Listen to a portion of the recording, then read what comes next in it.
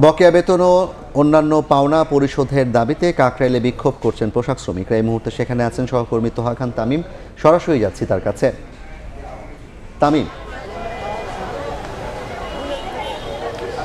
শ্রমিকদের পক্ষ থেকে জানানো হয়েছে যে কিছুক্ষণ আগে তারা প্রধান উপদেষ্টার বাসভবনের সামনে গিয়েছিলেন এবং যে প্রতিনিধি দল গিয়েছিল সেই প্রতিনিধি দলের সাথে প্রধান উপদেষ্টার যে এপিএস রয়েছে তাদের বৈঠক হয়েছে এবং সেই বৈঠকে তারা জানিয়েছেন যে শ্রম মন্ত্রণালয়ের যে মাননীয় প্রধান শ্রম মন্ত্রণালয়ের উপদেষ্টা রয়েছেন সেই উপদেষ্টা প্লাস সচিবের সাথে তারা কথা বলবেন, আলোচনা করবেন।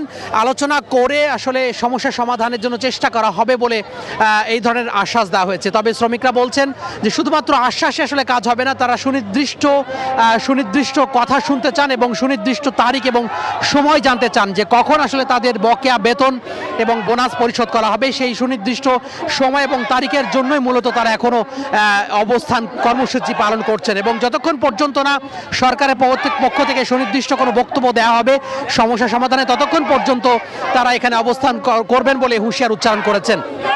আমরা লক্ষ্য করছি যে ঠিক বিকাল পেরিয়ে এখন সন্ধ্যা এবং যদিও বিকালের দিকে বৃষ্টি হচ্ছিল মুষলধারে, এখন বৃষ্টি নাই। সেই এখন এই মুহূর্তে তারা আসলে মুহুর্মুহু স্লোগান দিচ্ছেন এবং তারা ঠিক প্রধান উপদেষ্টার বাসভবনে ঢোকার যে রাস্তায় যে 3 রাস্তার মোড় রয়েছে কাকরাইলে, সেই কাকরাইলের এই 3 রাস্তার মোড়ের ওপরে অবস্থান করছেন এবং যানবাহনগুলো এক পাশ দিয়ে চলাচল করছে। আইনশৃঙ্খলা বাহিনী প্রধান উপদেষ্টা বাসভবনের আশপাশে যতগুলো প্রবেশ পথ রয়েছে সবগুলো প্রবেশ পথ বন্ধ করে দিয়েছেন। শ্রমিকদের পক্ষ থেকে একটি প্রস্তাব দেওয়া হয়েছে সরকারকে, সেটি হচ্ছে যে এই যে ট্রিনেনজেড যে গার্মেন্টসের মালিক রয়েছেন সেই মালিকের বেশ কয়েকটি সম্পত্তি রয়েছে সেগুলো বিক্রি করে হলেও যেন তাদের যে বকেয়া বেতন সেগুলো দেয়া হয়। তো এই মুহূর্তে তারা যে আন্দোলন সেই আন্দোলন তারা চালিয়ে নিচ্ছেন এবং সরকারের পক্ষ থেকে সুনির্দিষ্ট কোনো বক্তব্য না পাওয়া পর্যন্ত, অর্থাৎ আজকের মধ্যে অথবা আগামীকালকের মধ্যে তাদের যে বকেয়া বেতন সেটি যতক্ষণ পর্যন্ত না সুনির্দিষ্ট কোনো বক্তব্য না পাওয়া যাবে ততক্ষণ পর্যন্ত তারা তাদের আন্দোলন চালিয়ে যাবেন বলে ঘোষণা দিয়েছেন। তো এই ছিল কাকরাইল মোড় থেকে আমার হাতে সব শেষ।